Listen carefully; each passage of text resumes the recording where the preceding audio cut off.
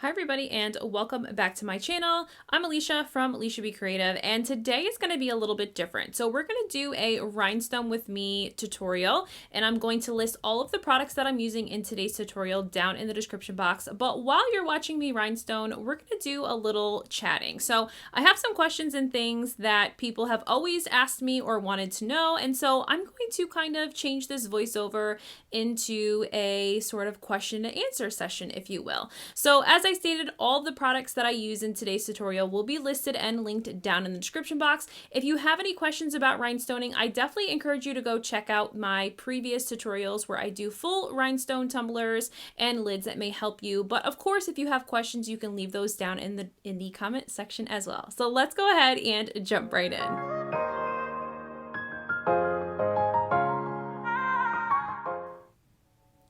Okay, so let's go ahead and get started with question number one. So question number one is, what is my favorite craft item?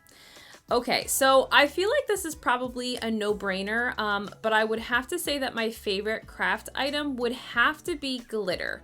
So I have grown to really love glitter, and if you would have asked me 2 years ago before I started my business if I would enjoy playing in glitter as much as I do now, I would have told you you're crazy. So before I began my business, I actually worked with children. I still work with children in a different capacity, but not in the capacity that I was previously in my previous career. And I will tell you that glitter was the one art supply that we rarely took out because of how messy things could get, and of course glitter sticks to everything. So it usually was like the loathed craft supply that we ever took out, and usually only did so for special occasions. But I have to say now I couldn't go a day without playing in glitter. So glitter would have to definitely be my favorite craft supply. Okay, so moving on to question number two. Question number two is, where is your favorite place to buy rhinestones? And I don't really know that I have a favorite place to buy rhinestones. I mean, I've bought rhinestones from Amazon. I've bought them from Crown Crystals. I bought them from Diamond Fire Rhinestone.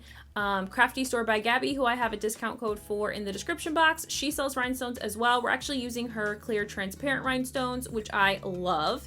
And so for me, I don't really feel like I have a favorite place. I do find that I shop a lot of different places because sometimes it's just kind of like glitter, right? Sometimes you might find a shade of rhinestone or glitter at one place and you can't find that same shade somewhere else. And so I am someone who I like to dabble kind of everywhere. So I hope that answers the question. But yeah, I mean, I shop a lot of places. I definitely encourage you to check out any of the places that I mentioned if you're looking to get your hands on rhinestones and get started. But yeah.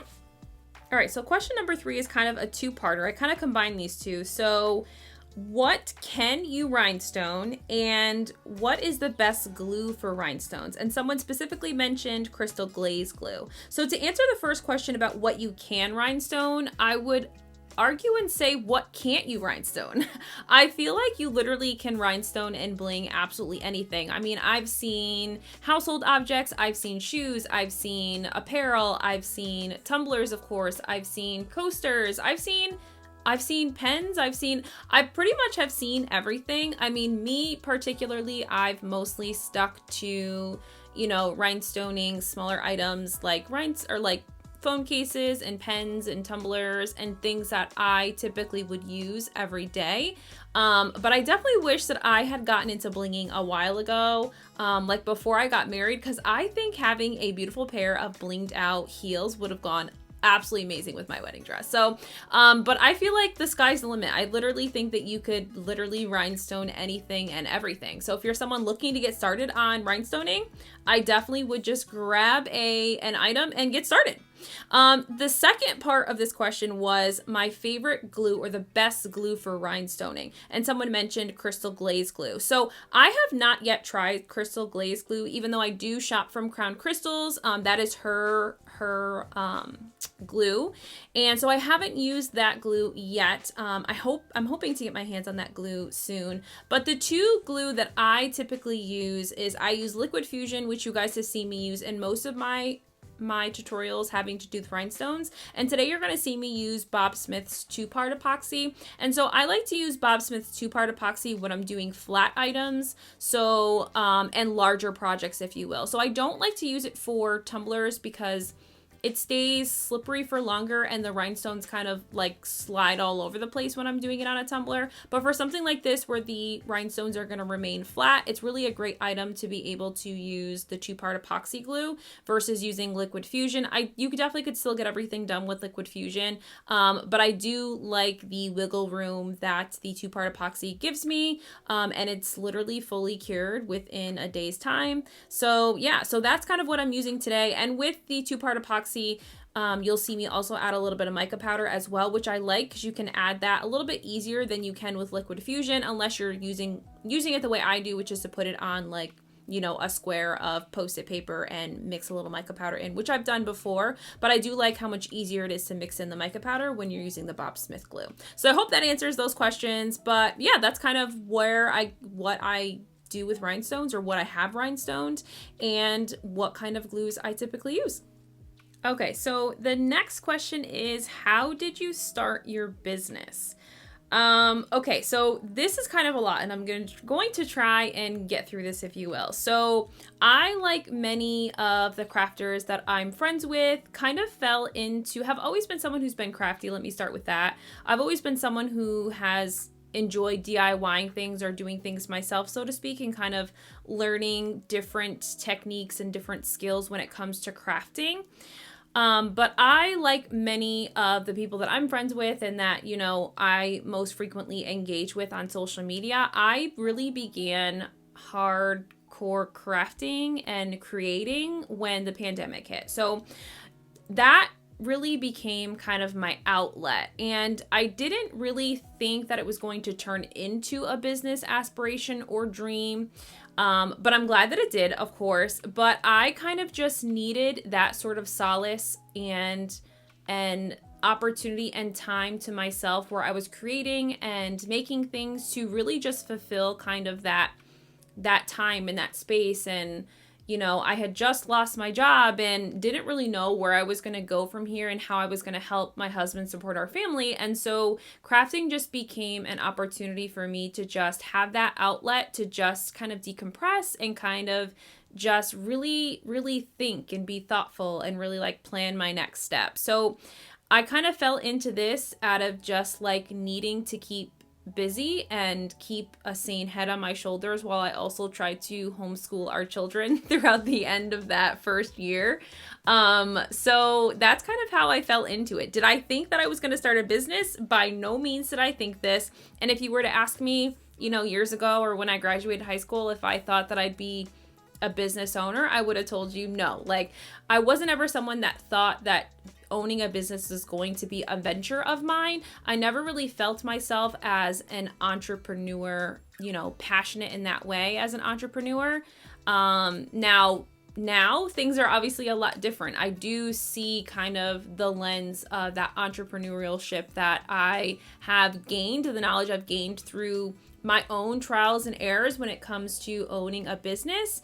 And I can now see kind of the excitement that I get when I'm starting something new, or when I'm marketing something new, or when I'm getting ready to put a new tutorial together, you know. So in hindsight, it's been an amazing adventure. It's definitely been a roller coaster. I would be lying if I said it's been all smooth sailing, because all business is not that. But I'm definitely glad that I am where I am today, and I can't wait to see what the future holds. All right, so the next question is, when you first started your business, what did you start selling and making? So when I first started my business, I began on Etsy, and I do still have an Etsy platform that has now been changed into just digital files. But when I first started on Etsy, I started selling t-shirts. I was making t-shirts for kids, for babies, for kids, for adults, for moms, for dads, for anybody and anyone and anything, if you will. Anybody who could wear a shirt, I wanted to make a shirt for. And so I had a very like broad general group that I was marketing to, which can be quite difficult, as you can imagine, when you don't really have a niche down market, to be able to try and feed the masses, so to speak, when it comes to your items.